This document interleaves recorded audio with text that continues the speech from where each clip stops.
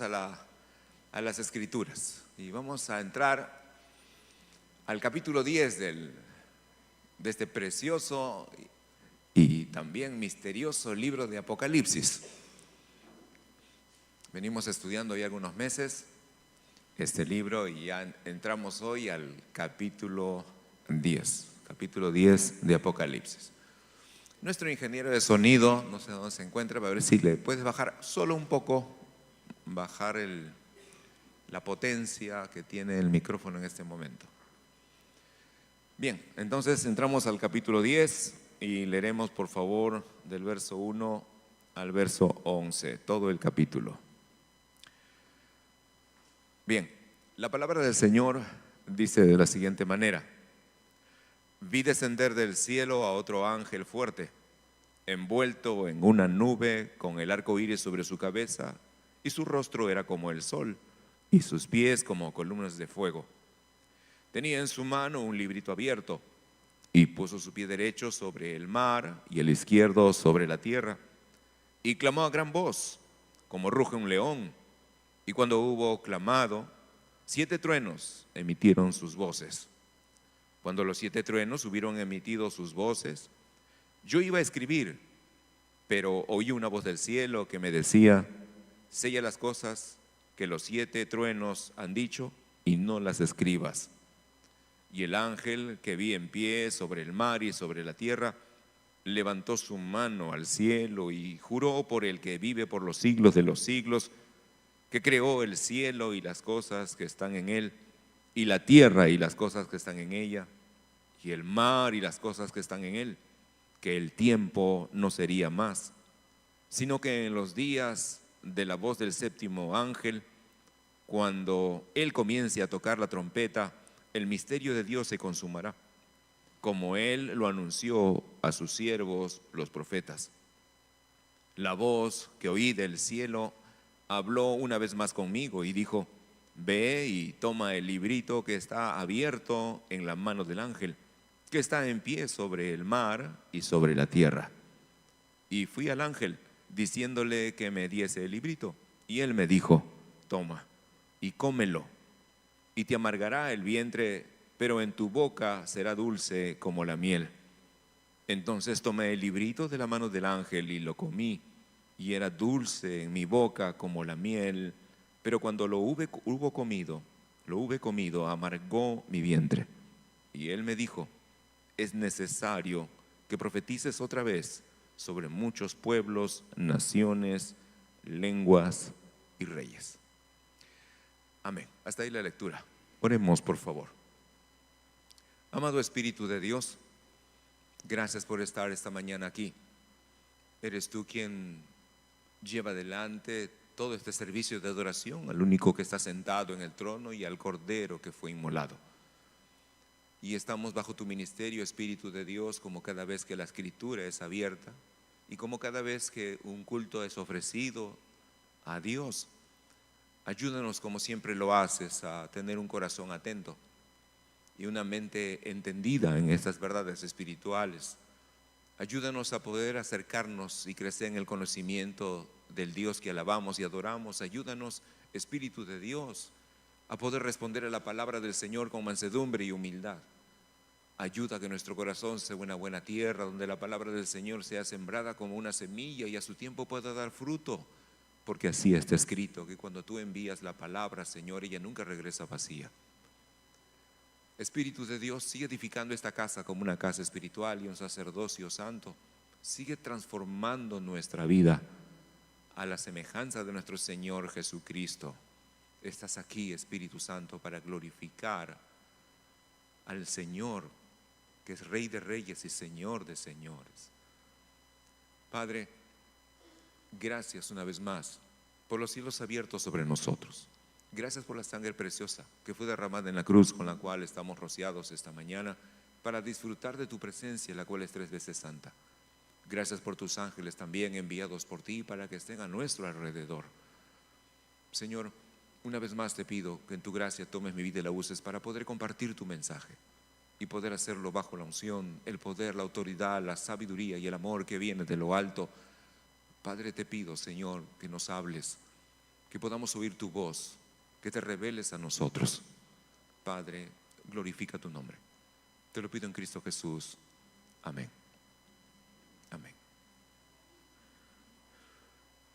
Bien, estamos en la segunda mitad de lo que conocemos como la gran tribulación. Y hemos estado viendo cómo los juicios del Señor están siendo ejecutados sobre este mundo, sobre esta humanidad.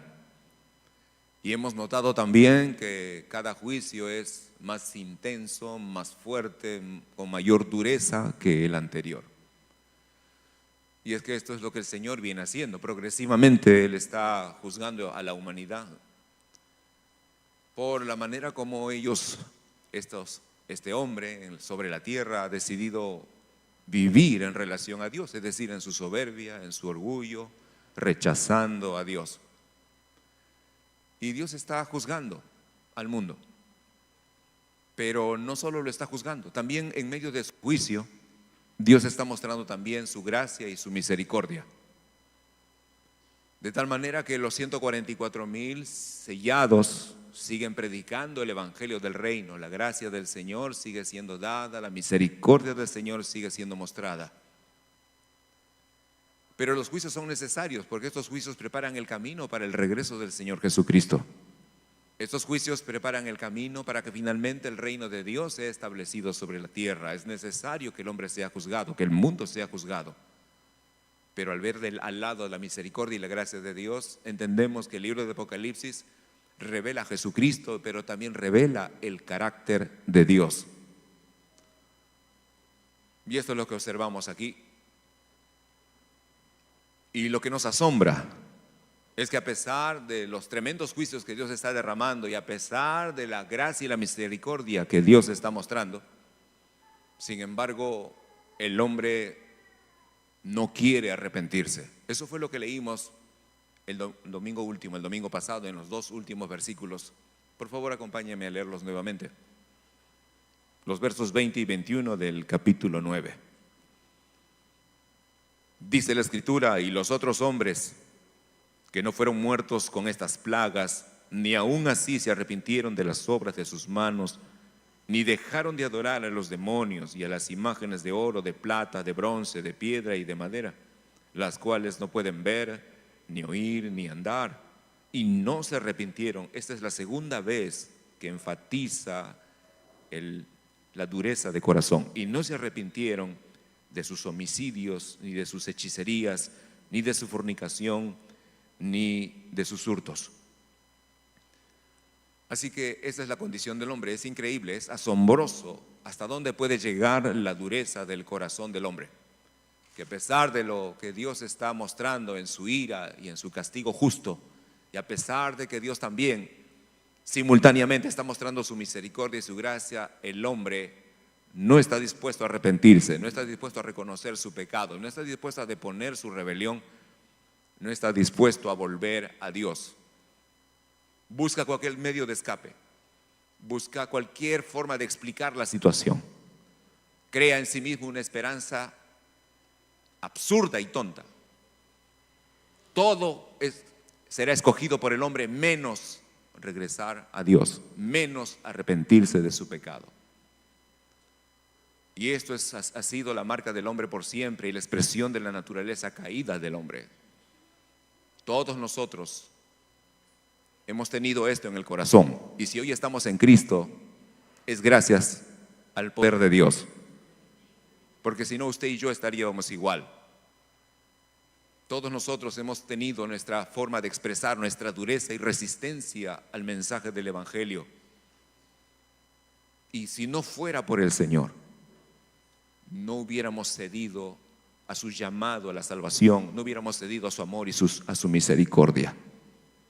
Por eso que nuestra salvación, por esta razón también nuestra salvación es tan grande, y debemos vivir siempre tan agradecidos de que el Señor nos alcanzó y no fuimos rebeldes a su llamado, como dijo también el apóstol Pablo. Así que esta es la condición del hombre. Y los juicios, como hemos leído aquí, también tienen el propósito de disuadir al hombre, de que al ver el castigo de Dios, el hombre por lo menos tome conciencia y se arrepienta. Pero ni aún así, como dice la Escritura, ni aún así están dispuestos a arrepentirse, ni aún así están dispuestos a volver a Dios. Es impresionante lo que uno lee aquí. Uno solo lo lee, pero es ver eso en acción realmente asombra. El testimonio de Dios sigue dándose en la tierra. El evangelio sigue siendo predicado. Yo quiero enfatizar algo aquí. Por favor, por un momento vamos a Primera de Juan.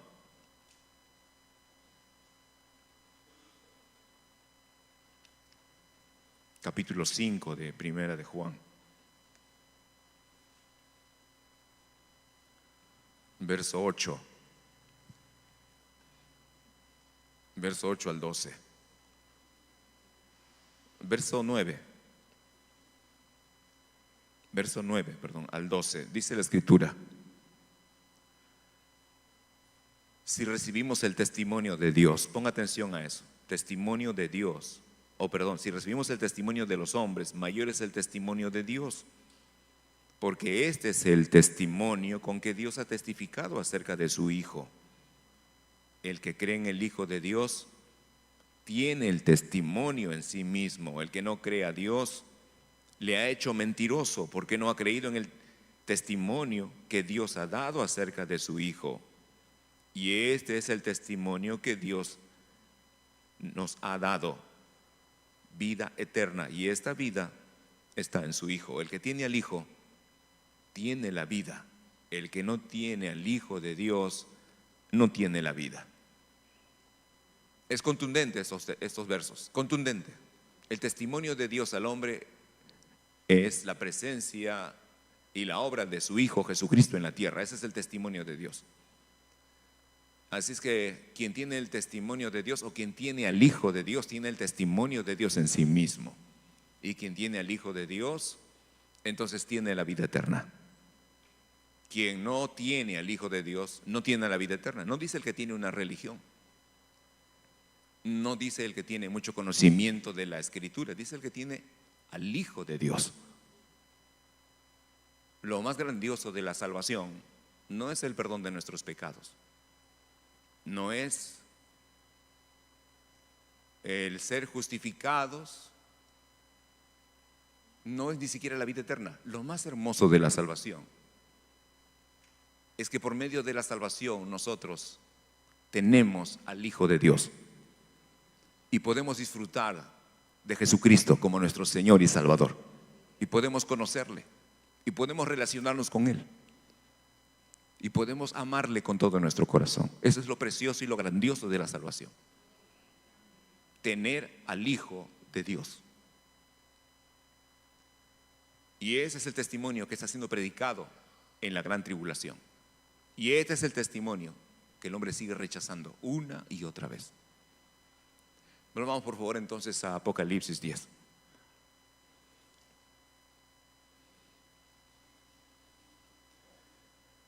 Ahora,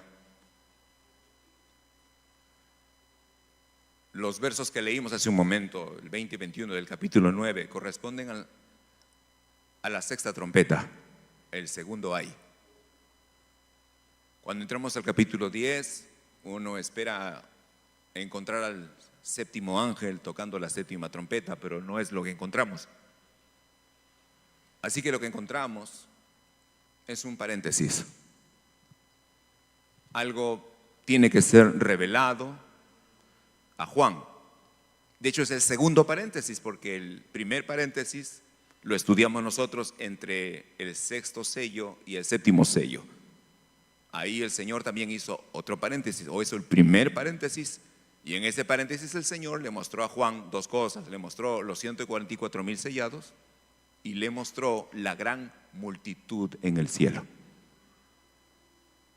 Y luego siguió el séptimo sello. Ahora encontramos otro paréntesis entre la sexta trompeta y la séptima trompeta. Y hay tres visiones que el Señor le mostrará a Juan antes de sonar la séptima trompeta. Tres visiones. De esas tres vamos a estudiar la primera de ellas. Verso 1 del capítulo 10. Dice la escritura: vi descender del cielo a otro ángel fuerte, envuelto en una nube, con el arco iris sobre su cabeza, y su rostro era como el sol, y sus pies como columnas de fuego. Bien, aquí está cómo empieza esta nueva visión. Y aquí aparece un ángel fuerte. Juan se refiere a este ángel fuerte como otro ángel fuerte. Eso significa que está siendo diferenciado de todo lo que ha visto, de todos los seres angelicales que él ha visto anteriormente. Y Juan comienza a describir la apariencia, el aspecto de este ángel, que realmente es impresionante, es muy impresionante cómo Juan lo describe, cómo lo alcanza a ver.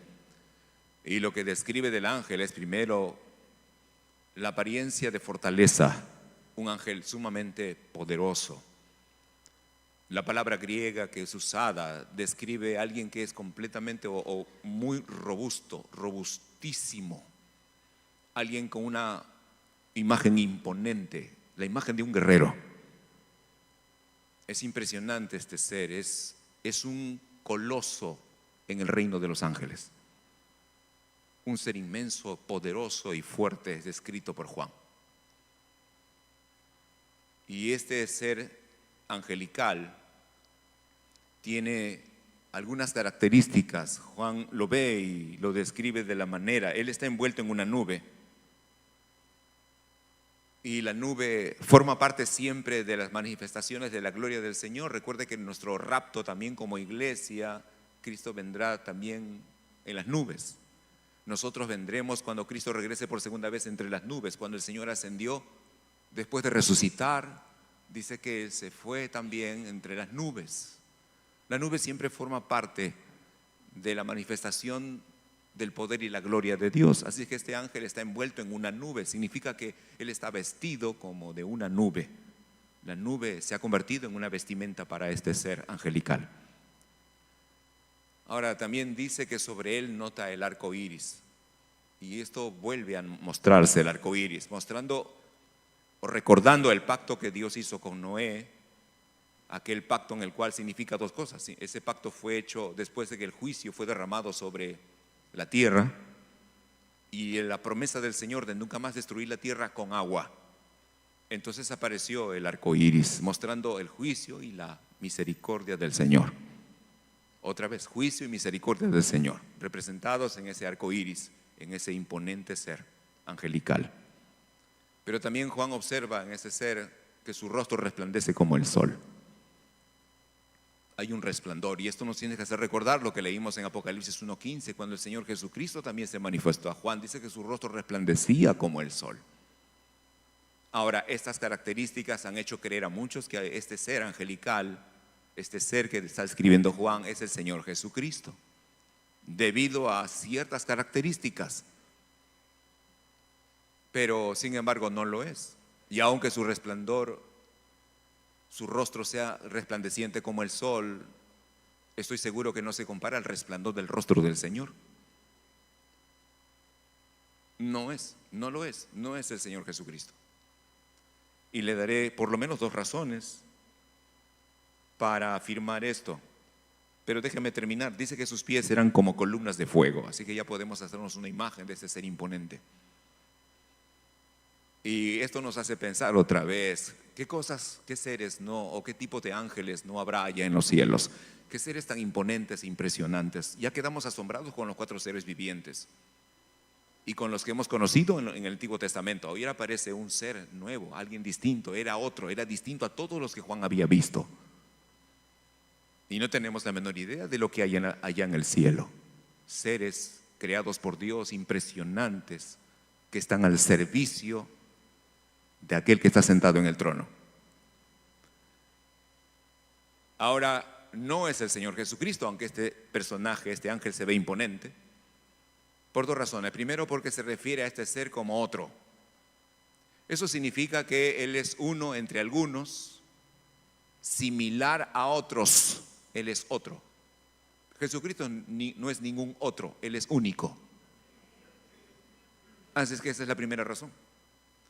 Y la segunda razón es porque este ángel, como vamos a leer, ha descendido del cielo y ha puesto sus pies en la tierra, el pie derecho en el mar y el pie izquierdo en la tierra. Así que significa que ha descendido a la tierra. No puede ser el Señor, porque el Señor cuando descienda no vendrá por un momento a pisar la tierra, sino tendríamos que entender que Jesucristo pues vendrá en esta ocasión, pisará y luego regresará para volver a venir. Eso no es. Cuando Cristo venga, vendrá definitivamente por última vez, al final de todo. Este ángel ha descendido del cielo a la tierra. Es un ángel que sirve al Señor, porque no es como el que vimos en el capítulo 9, que una estrella cayó. No es alguien que cayó del cielo, es alguien que desciende del cielo. Bien, ahora mire por favor el verso 2. Eso es lo que dice. Dice que este ángel tenía en su mano un librito abierto. Y aquí está. Y puso su pie derecho sobre el mar y el izquierdo sobre la tierra. Eso es lo que dice aquí. Ahora este ángel tiene un librito. Eso significa que el rollo que tiene en su mano es un rollo pequeño. No se compara con el rollo del capítulo 5, donde estaba en la mano derecha de aquel que estaba sentado en el trono, que tenía 7 sellos y que solo el Señor Jesucristo podía tomar y abrir los sellos. No, este es un rollo pequeñito, pequeño. Está en la mano derecha del ángel, está abierto. No está sellado, está abierto.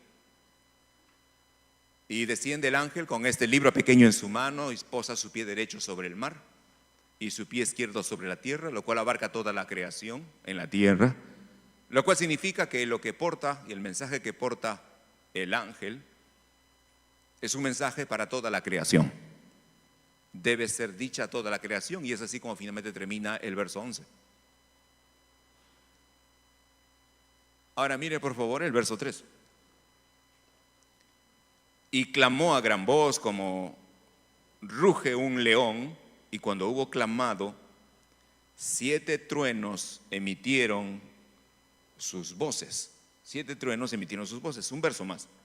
Cuando los 7 truenos hubieron emitido sus voces, yo iba a escribir, pero oí una voz del cielo que me decía: sella las cosas que los 7 truenos han dicho y no las escribas. Así que este ser poderoso desciende a la tierra portando el librito y de pronto emite un clamor impresionante, semejante al rugido de un león. Ahora el rugido de un león, todos lo conocemos, es realmente, podría llenarnos de pánico alguna vez escuchar el rugido de un león. Y la Biblia utiliza el rugido de un león para representar también la voz de Dios. De hecho, los que estamos haciendo el TCD cada día, el que viene mañana, Oseas 11:10, dice que el Señor rugirá como león. Pero también están los truenos, representando también la voz de Dios. Los truenos también hablan mucho acerca de la voz de Dios. Usted en casa puede leer el Salmo 29 y encontrará una lista acerca de la voz de Dios representada por un trueno.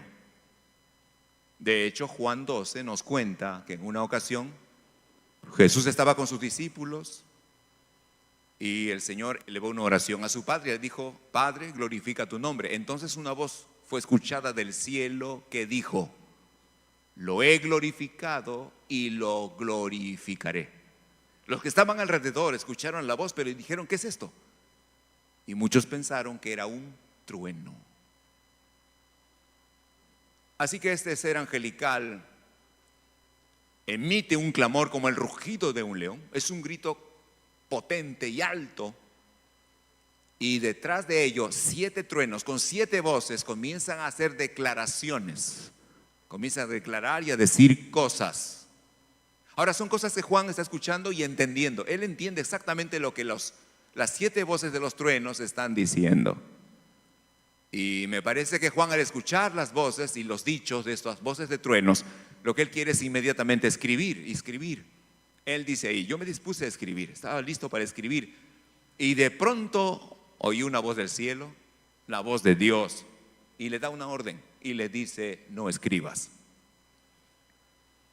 en lo más interesante, Dios le dice, no, no escribas lo que has escuchado. Todos hubiéramos querido saber qué dijeron esas voces de los 7 truenos. ¿Cuántos quisieran saber? Claro que hubiéramos querido saber, ¿no? Pero un saber santo, pues no el...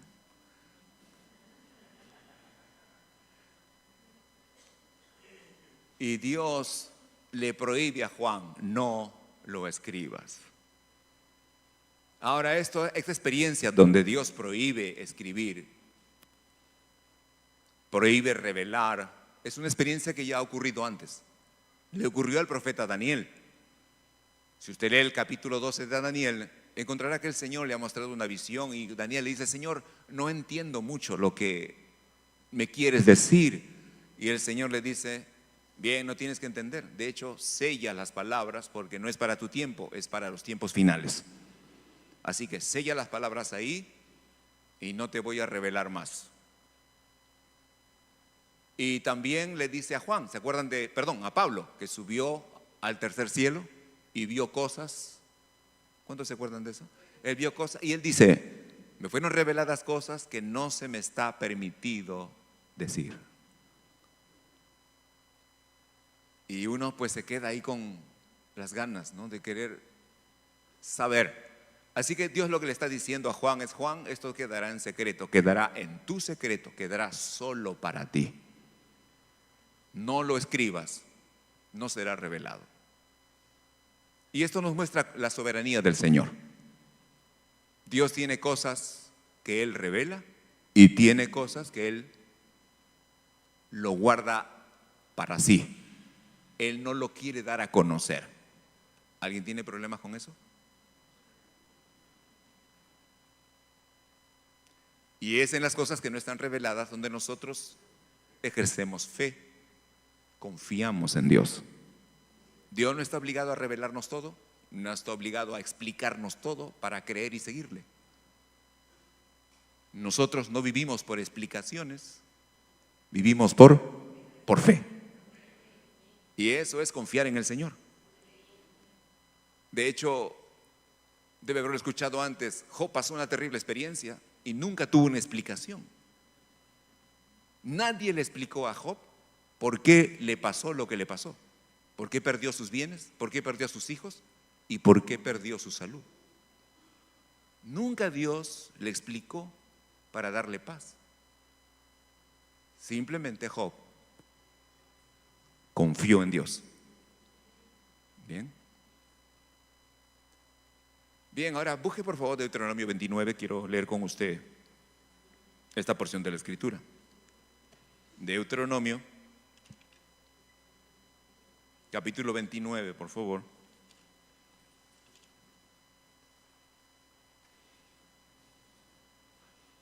Leamos el verso 29 también.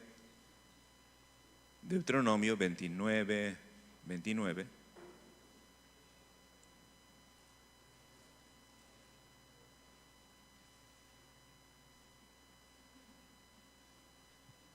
¿Ya lo tiene? Bien, ahí está. Dice la Escritura, las cosas secretas pertenecen a Jehová nuestro Dios, mas las reveladas son para nosotros y para nuestros hijos, para siempre, para que cumplamos todas las palabras de esta ley. Ahí está. Hay cosas secretas, hay cosas reveladas. Por eso que uno no lo sabe todo, no hay hombre que lo sepa todo. Hay cosas que están secretas que uno no las puede explicar, no entiende, no sabe a qué se refiere. Hay cosas que Dios ha decidido guardarlas para sí. ¿Por qué? No lo podemos entender. ¿Por qué no podemos entender? Porque los pensamientos del Señor son muchísimos más altos que los nuestros, como el cielo de la tierra están distanciados. Y los caminos del Señor son también muchos más altos que nuestros caminos. O sea, no hay manera de entender y Dios sencillamente no lo quiere revelar. Él lo guarda para sí. Son sus secretos. Pero hay cosas que sí son reveladas, hay cosas que son dadas a conocer. Hay aspectos de su carácter, de su voluntad que son reveladas, y por eso tenemos la Biblia, que no es otra cosa que la revelación de Dios al hombre. Eso es lo que Dios ha revelado. Aquí está su revelación. Aquí conocemos su carácter, su obra a través de su Hijo Jesucristo, la esperanza que Él nos ha prometido y sus promesas. Todo está aquí. Aquí están las cosas reveladas. Y cuando Dios revela algo, no es solo para ti. Dice que cuando Él revela es para ti, para tus hijos. Quiere decir que es generacional. Cuando Dios revela algo, Él quiere que tú lo des a conocer a la siguiente generación. No es para que tú te lo guardes y digas, yo también tengo mis secretos. Es para que tú los reveles.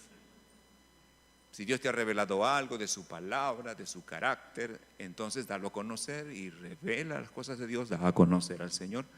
Él nos ha revelado su plan de salvación, hay que darlo a conocer. Y cuando Dios revela algo, no solamente Él quiere darnos a conocer algo, no solamente quiere que nosotros demos a conocer lo que nos ha revelado, sino también Él quiere que esa revelación impacte nuestra vida, produzca un cambio en nosotros. Eso es lo que dice al final del versículo 29. Para que cumplamos. Algo tenemos que hacer. Algo va a suceder cuando nosotros obedecemos al Señor. Nuestra vida es impactada, nuestra vida es cambiada en lo que Dios nos revela. De hecho, escuchen, no podremos conocer nada de Dios a menos que Él se revele a sí mismo. Nadie hubiera podido saber que ese hombre que nació de María, que fue carpintero y que comenzó a hacer sanidades y milagros, no era otro que el Mesías, el Hijo de Dios. ¿Quién lo supo? Pedro. ¿Se acuerdan cuando Jesús preguntó, ¿quién dicen los hombres que soy yo? Y comenzaron a lanzar sus teorías. ¿Quién dicen ustedes que soy yo? Y entonces Pedro se levanta y dice, tú eres el Cristo, el Hijo del Dios viviente. ¿Usted cree que eso era producto de lo inteligente que era Pedro? ¿De lo psicólogo que era? Jesús le dijo, Pedro, esto no te lo reveló carne ni sangre, sino mi Padre que está en los cielos. Dios es quien revela. Dios es quien da entendimiento.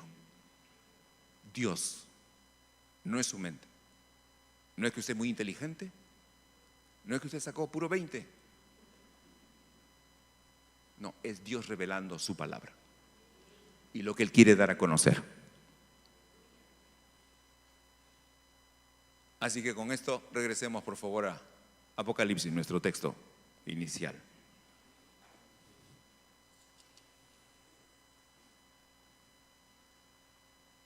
Bien, le fue prohibido, dice, a Juan escribir.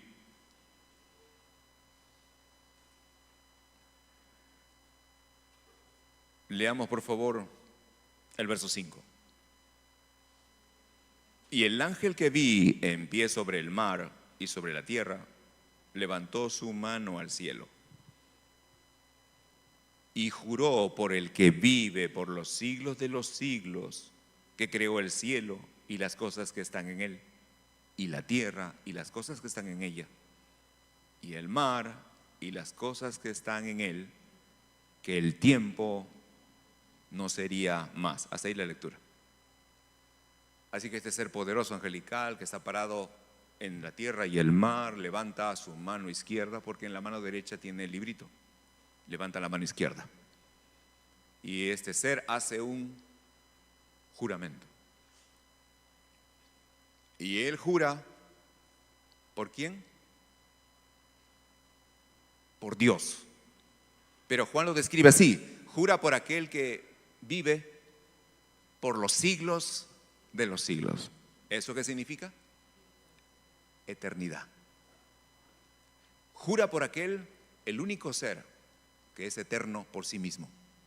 No hay otro ser, no hay otra existencia que tenga eternidad en sí misma. Todo lo que usted conoce y lo que seguramente no conoce, pero todo lo que tiene vida y todo lo que existe, existe y tiene vida gracias a que Dios se la da. Nadie tiene existencia por sí mismo. No existe. El único que existe por sí mismo, que no necesita que nadie le dé vida, porque Él es la vida en sí mismo, es Dios. Entonces el ángel está jurando por ese Dios, por el eterno. Así cuando usted dice el eterno, no hay otro ser, se está refiriendo definitivamente al Dios de la Biblia. Pero segundo, es el eterno y es el creador, porque es el que creó el cielo y lo que está allí, la tierra y lo que habita, el mar y lo que habita el mar. Él es el eterno y el creador. Así es que ese ángel está jurando por Dios. Y aquí uno puede preguntarse bien, ¿y cómo es que el ángel jura? Pregunto, entre nosotros, ¿podemos jurar? ¿O no podemos jurar?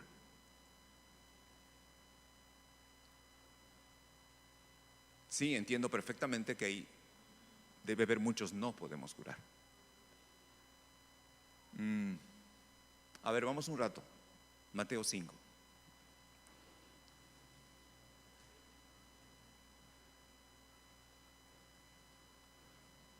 ¿Se están acordando de alguna discusión?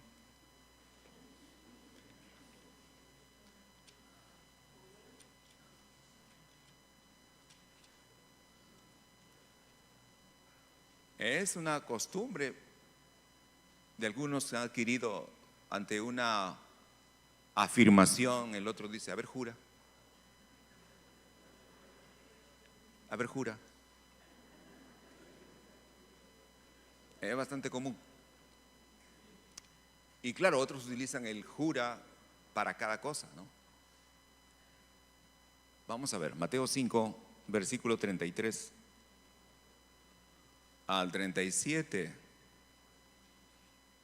Dice la escritura, además, estas son palabras del Señor Jesucristo, además habéis oído que fue dicho a los antiguos, no perjurarás, es decir, jurar en falso. Eso significa, perjurar significa jurar en falso. No perjurarás, sino cumplirás al Señor tus juramentos.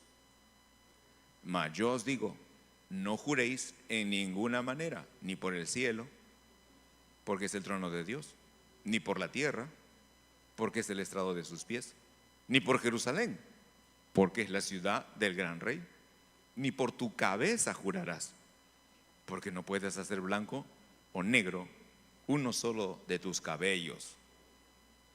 Pero sea vuestro hablar sí, sí, no, no, porque lo que es más de esto, de mal procede. Bien, ¿a qué se refiere Jesús? ¿A qué se puede estar refiriendo cuando uno lee el Antiguo Testamento? Y uno lo que encuentra es que el Señor le permitió a Israel jurar en su nombre. Si usted, por ejemplo, lee el pasaje de Deuteronomio 16, Levítico 16, 13. No lo busque, solo escuche, después lo busca. Dios le dijo, al Señor tu Dios temerás y por su nombre jurarás. El apóstol Pablo hizo un juramento, Abraham hizo un juramento. En el Antiguo Testamento el juramento está presente. Y siempre era solemne, levantaban la mano y hacían el juramento. Entonces, si Dios permitió jurar en el Antiguo Testamento, el Señor Jesucristo parece decirnos de que no debemos hacerlo. ¿Pero a qué se refería el Señor? Lo que sucede es que en el tiempo del Señor Jesucristo, los fariseos, como siempre los fariseos, habían torcido un poco, habían buscado la manera de poder evadir el juramento, de no cumplir con su palabra. Entonces ya no juraban por Dios, se habían inventado jurar por Jerusalén, jurar por tu cabeza, jurar por qué más, jurar por el cielo, jurar por la tierra, por cualquier cosa, menos por Dios, porque no iban a cumplir. Y ellos pensaban que jurando por cualquier cosa y no cumpliendo no había problema, porque no estaban tocando el nombre de Dios. ¿Me estoy explicando? Okay. Pero Jesús le dice, si tú juras por el cielo, estás metiendo a Dios. ¿Por qué? Ahí está su trono. Si juras por la tierra, también estás metiendo a Dios, porque se les trae a sus pies. Si juras por Jerusalén, es la ciudad de Dios. Si juras por tu cabeza, Dios es el que pone blanco o negro cada uno de tus cabellos, así que tenemos que orar muchos. Si juras por tus hijos, te los dio Dios. Entonces, lo que Jesús le está diciendo es que no puedes pretender jurar por algo y sacar a Dios. Finalmente, todo juramento involucra a Dios. ¿Me estoy explicando? Todo juramento involucra a Dios. Entonces, el problema no es con jurar o no jurar. El problema es cumplir si en algún momento necesitamos jurar. ¿Podemos jurar? Sí podemos jurar. Pero podemos estar a cada rato, a ver, jura, a ver, jura, a ver, jura.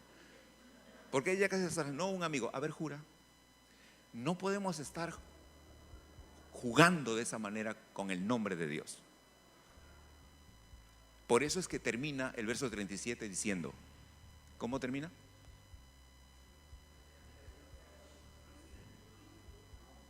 El Señor termina esta enseñanza diciendo, sea vuestro hablar, pero sea vuestro hablar, sí, sí, no, no. Es decir, antes de tomar el nombre de Dios para jurar, tú tienes que hacer algo. Tienes que lograr ser un hombre o una mujer de palabra. Eso, sí se entendió, ¿verdad?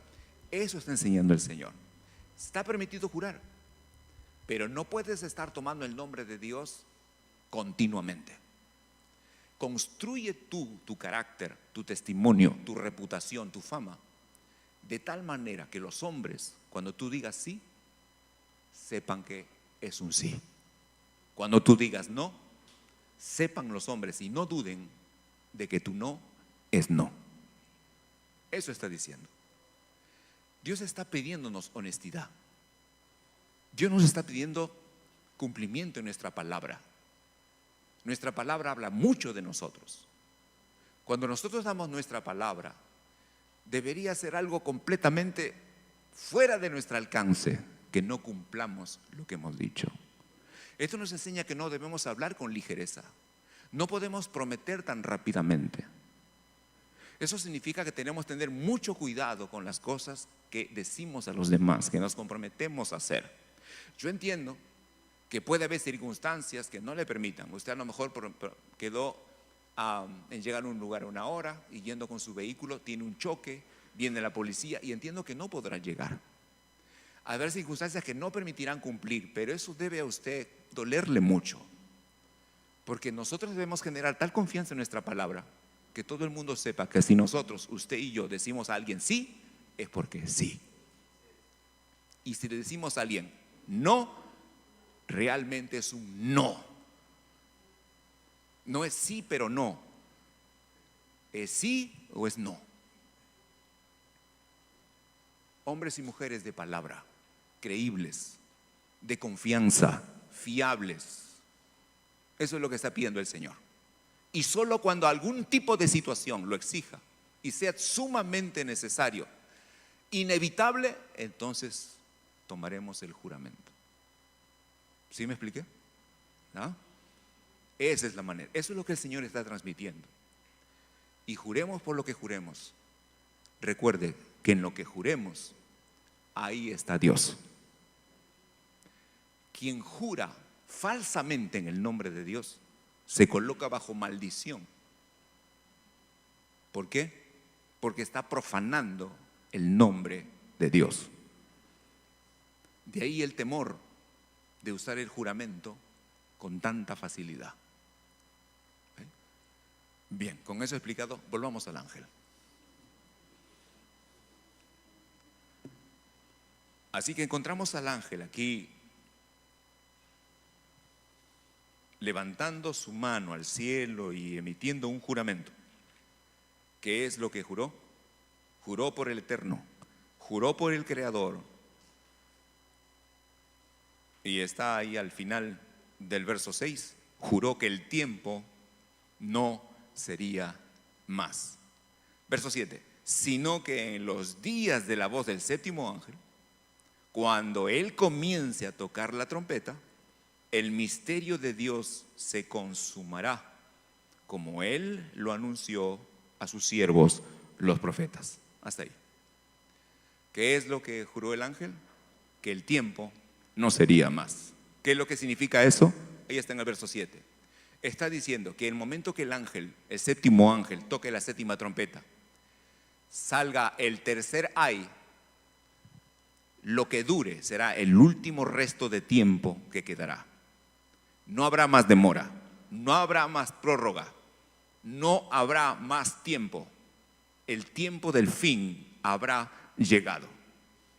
Eso es lo que está diciendo el ángel. Y ese es el juramento que hace el ángel. No habrá más tiempo. Y eso nos recuerda cuando Noé predicó por 120 años. Le predicó a aquella generación de su tiempo que vendría un castigo, un juicio de Dios. La tierra sería inundada de agua y todo ser viviente moriría. Y Noé estuvo predicando, fue pregonero de justicia, dice la Biblia. Él predicó. Nadie le hizo caso. Dios le dijo, entra Noé al arca. Entró al arca y dijo, deja la puerta abierta por 7 días más. Nadie escuchó, nadie quiso hacer caso, hasta que el arca, la puerta del arca se cerró. El ángel está diciendo, tocará la séptima trompeta, el séptimo ángel, y lo que tome el tiempo de lo que Dios hará será lo último. El tiempo se acaba, no habrá más tiempo, no habrá más demora. ¿Y qué sucederá al final? Ahí está el verso 7. Dice que cuando llegue el final, en el verso 7, el misterio de Dios, escuche, el misterio de Dios se consumará, como Él lo anunció a sus siervos, los profetas. El misterio de Dios se consumará. Bien, hemos visto que Dios tiene cosas secretas y Dios tiene cosas misteriosas. Y en la Biblia encontramos varios aspectos de los misterios de Dios.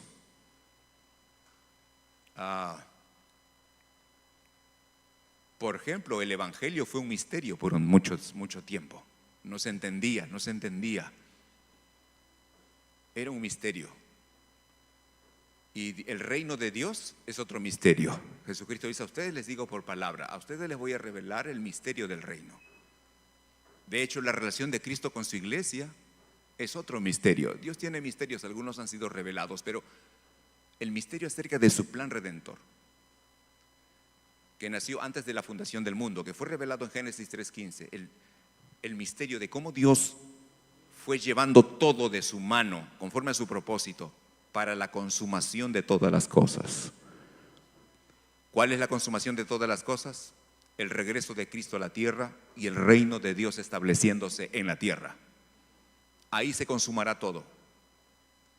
Pero los hombres nunca entendieron. Desde Génesis 3:15, cuando el hombre pecó, hasta la consumación de las cosas, han sucedido los profetas. Ahí están mencionando los profetas, el Antiguo Testamento, los profetas mayores. Está Isaías, Jeremías, Ezequiel y Daniel. Los profetas menores, 12 profetas más, todos revelando porciones del plan de Dios. Y al final era un misterio. Y no se podía, pero toda esa suma de misterios de Dios, el misterio de Dios de la redención del hombre, se irá consumado. A los profetas les fue revelado. Es bueno que lea el Antiguo Testamento. Ahí está cómo Dios reveló a sus profetas lo que Él haría finalmente. Ahí está profetizado el Mesías, el reino de Dios. Jesucristo dijo, yo vine a buscar lo que se había perdido. ¿Qué se perdió? El hombre. Porque el hombre no fue creado para ser como es hoy. Fue creado para ser un ser santo delante del Señor. Pero el pecado entró y corrompió al hombre. Y se perdió el reino de Dios. Porque Satanás usurpó el reino de Dios en la tierra. Jesucristo vino a redimir, a recuperar todo lo que el hombre perdió. Y todo se consumará después de la séptima trompeta. Mire por favor el verso 8. La voz que oí del cielo habló otra vez conmigo y dijo: ve y toma el librito que está abierto en la mano del ángel que está en pie sobre el mar y sobre la tierra. Y fui al ángel diciéndole que me diese el librito. Y él me dijo: toma y cómelo, y te amargará el vientre, pero en tu boca será dulce como la miel. Entonces tomé el librito de la mano del ángel y lo comí, y era dulce en mi boca como la miel, pero cuando lo hube comido, amargó mi vientre. Ahí está Juan en la visión, y ahora se le ordena tomar el librito del rollo pequeño, o el pequeño rollo de la mano del ángel. Juan se dirige y al momento de tomarlo recibe otra instrucción del ángel. Y la instrucción es: cómetelo, come el rollo. Entonces uno se pregunta exactamente: ¿qué es esto? Cómete el rollo. Evidentemente no vamos a entender que es comerse literalmente un rollo, pero vamos a ver qué aprendemos de otras experiencias. Vamos por favor primero a Jeremías, capítulo 15. El profeta Jeremías, en el capítulo 15.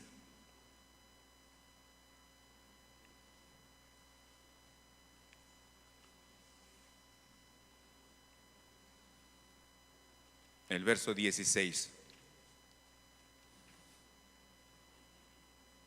Jeremías 15, 16.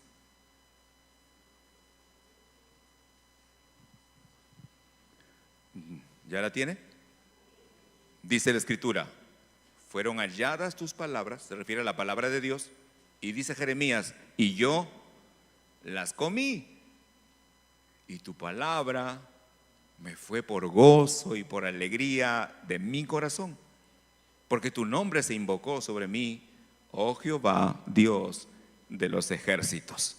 Acá hay una experiencia de alguien que comió la palabra de Dios. ¿Qué significa comer la palabra de Dios? Bueno, significa lo que el Señor Jesucristo dijo.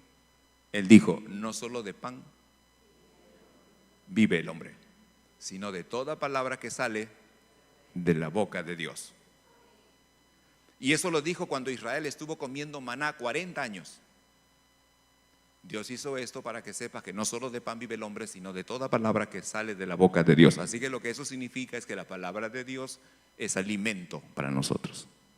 Así como el pan físico alimenta el cuerpo, la palabra de Dios alimenta el espíritu y nos hace fuertes. Ahora, no dice estudia, no dice lee, dice cómelo. Así que creo que el Señor utiliza la figura de comer debido a que cuando uno come, eso ingresa dentro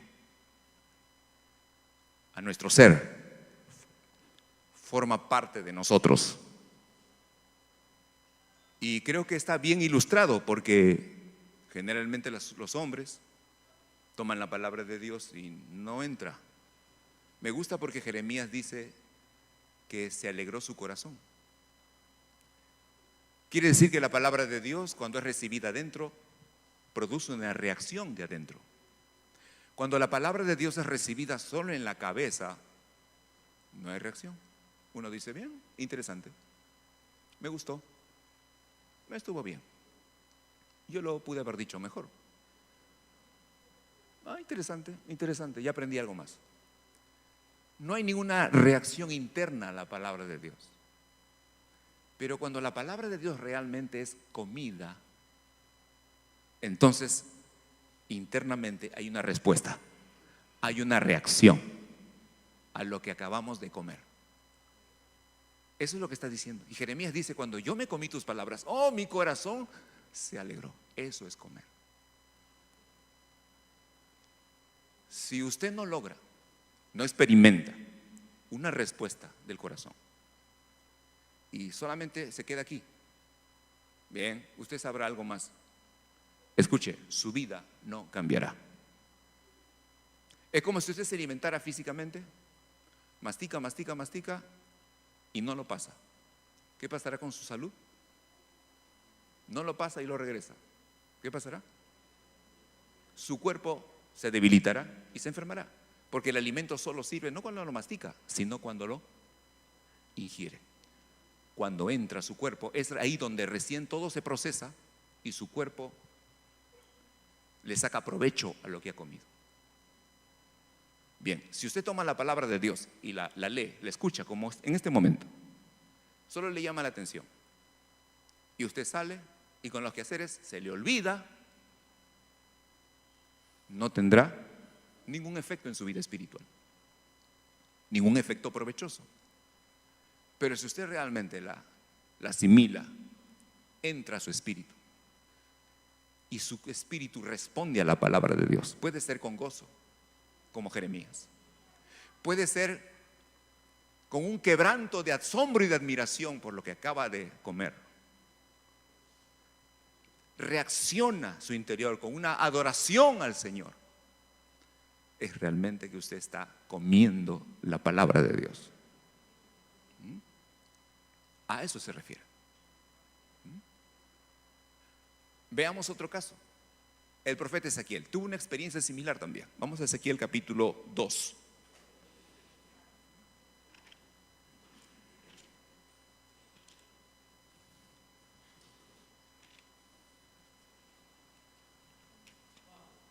Ezequiel capítulo 2. Mire por favor.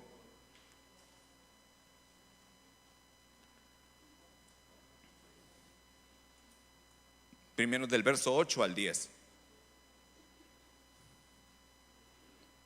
¿Ya lo tiene?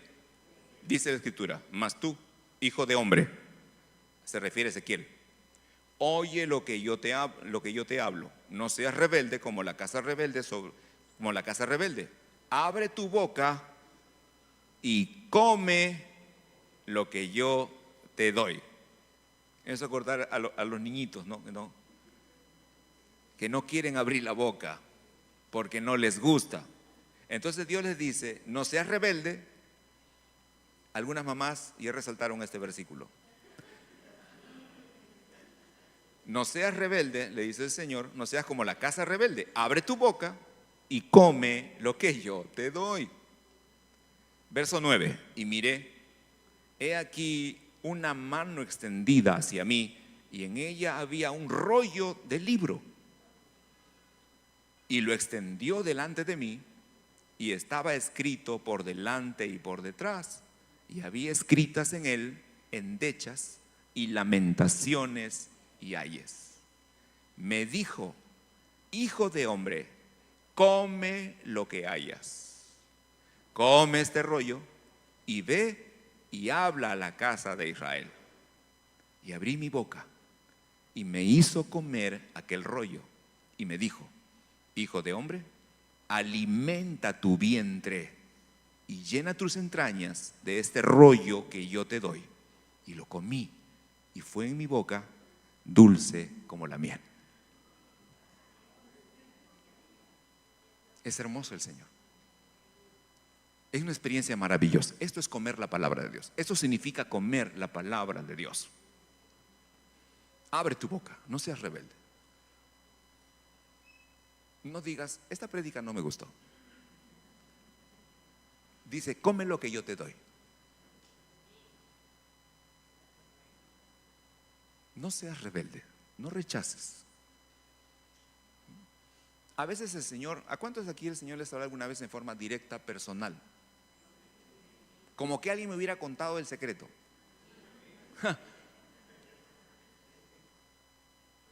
¿Y cuántos a veces cuando escuchan eso se sienten un poco incómodos? Se han sentido un poco incómodos. Todos hemos pasado por eso. Cuando la palabra del Señor viene y confronta nuestra vida, pareciera que alguien ha hablado más de lo debido y sentimos una incomodidad. Y aquí el profeta está recibiendo el rollo: come lo que yo te doy, no seas rebelde, come. En ese rollo había lamentaciones, endechas y ayes. Sin embargo, al profeta le supo dulce al momento que entró en su boca. Y luego dijo: come para que vayas y hables. Y esta es la segunda parte. Come primero y luego ve y habla. ¿Qué significa eso? Ya entendimos lo que significa comer, la palabra. Ahora viene la otra parte. Ahora que has comido, puedes ir y hablar. Eso significa que para que alguien quiera enseñar o predicar, primero que la palabra de Dios tiene que haber ¿qué? Entrado en su ser. Tiene que haber realmente sido alimentado por la palabra. No tiene que haber aprendido la palabra, tiene que haber sido alimentado por la palabra. Tiene que haber producido un efecto en su corazón. Tiene que haber habido un recibimiento de la palabra en su interior. Tiene que haber habido una respuesta de su corazón a la palabra del Señor. Cuando hayas comido, entonces ve y habla. ¿Qué hacemos normalmente nosotros? Estudiamos y la aprendemos aquí. Y de aquí vamos y la entregamos a otro. Bueno, esto no es lo que dice aquí. Dice: la palabra que yo te doy, la tienes que comer, tiene que tener un efecto en ti. Cuando tenga un efecto en ti, ve y habla. ¿Cómo se hace eso? Esdras capítulo 7. Esdras, libro de Esdras.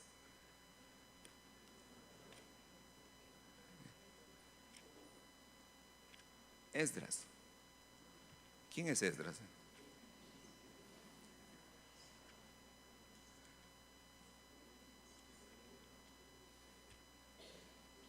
Ahí está detrás de Nehemías. Esdras capítulo 7. Esdras capítulo 7. ¿Ya lo tiene? Leamos por favor el verso 10. Dice: porque Esdras había preparado su corazón para estudiar o inquirir la ley de Jehová. ¿Qué sigue? Y para cumplirla, lo cual significa que ya comió. Y luego, finalmente, para enseñar en Israel sus estatutos y decretos. Ese es el orden. Esa es la secuencia que Dios espera. Esa es la manera como se llega a enseñar, a compartir, a llevar el mensaje del Señor. Aprendimos por los profetas comer. Esdras nos explica un poco más. Él dice: cuando yo iba a la ley de Dios, primero que hacía, él preparaba su corazón. No dice preparaba su mente, no dice preparaba el escritorio, no, preparaba su corazón. Y luego, ¿qué hacía? Estudiaba. Después de estudiar, ¿qué hacía? Se disponía a obedecer. Él dice: para cumplirla. Uno estudia la Biblia no para saber, uno estudia la Biblia para obedecer. Eso es lo que enseña Esdras. Él preparaba su corazón. ¿Por qué hay que preparar el corazón? Porque voy a entrar a la palabra de Dios. No estoy agarrando un libro de historia, geografía, matemática o física cuántica. Voy a entrar a la palabra de Dios. Tengo que preparar mi corazón en oración. Tengo que pedir al Espíritu Santo que Él me ayude, me enseñe. Tengo que pedir perdón a Dios por mis pecados, porque ¿sabe lo que nos impide recibir la palabra, conocer a Dios, acercarnos a Él? Nuestro pecado. Así que preparo mi corazón. Luego abro las Escrituras y comienzo a estudiar con dedicación y con la ayuda del Espíritu Santo. Y una vez que yo reciba la palabra del Señor, entonces me dispongo a obedecer. Significa que he comido la palabra. ¿Sabe dónde empieza el provecho de la palabra? Cuando empiezo a obedecer. No cuando aprendo, sino cuando empiezo a obedecer. Cuando ya hice todo eso, entonces puedo ir a alguien o a muchos y enseñar y entregar el mensaje, porque primero ya lo comí. ¿Me expliqué? Eso es lo que dice. Primero se come. Bien, volvamos a Apocalipsis 10. Eso fue lo que le dijo al ángel a Juan.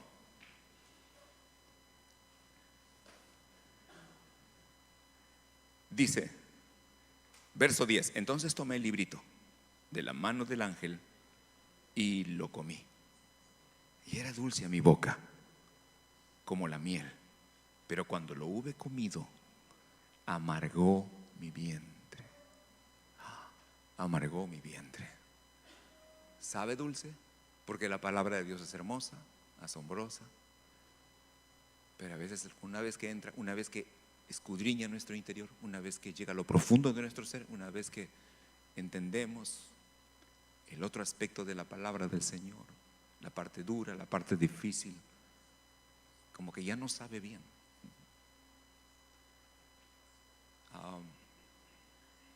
Sabe bien cuando me la enseñan, pero no sabe bien cuando me confrontan con la palabra de Dios. ¿Alguien puede decir amén? Es bonito cuando me la enseñan. Es más dulce que la miel. Pero cuando la palabra de Dios me confronta, ya no me sabe tan bien.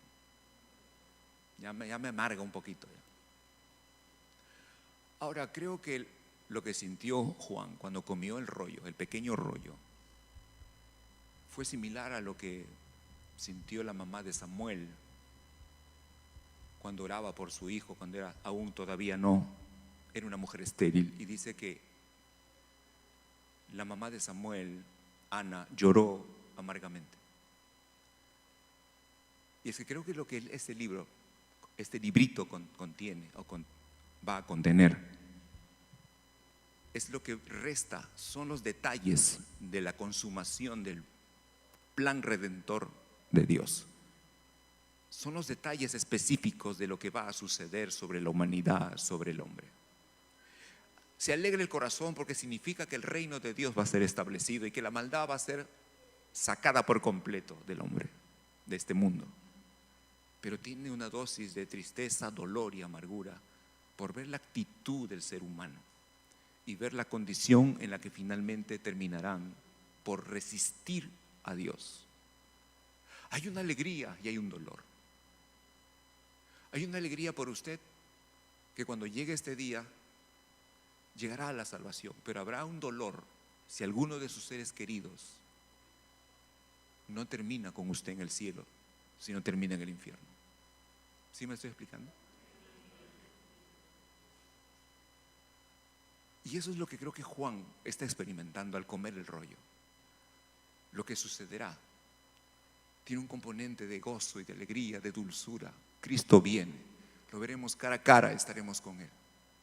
Pero hay un componente de dolor amargo por la respuesta de los hombres hacia Dios y los juicios que vendrán. Y termina este capítulo en el verso 11. Después que Juan comió, el ángel le dijo: es necesario que profetices, que lleves el mensaje otra vez sobre muchos pueblos, naciones, lenguas y reyes. ¿Ya comiste? Ahora ve y lleva el mensaje. Ve y habla. Ve y dile a las naciones, a los pueblos, a los reyes. Diles. Y ese es el llamado del Señor para nosotros hoy. ¿Cuántos han comido del Evangelio? Ahora, ¿qué debemos hacer? Ve y lleve el mensaje. Ve y lleve el mensaje. Ve y lleve el mensaje. ¿Amén? Dele su alabanza al Señor. Gracias, Padre. Gracias, Padre. Gloria sea tu nombre. Aleluya.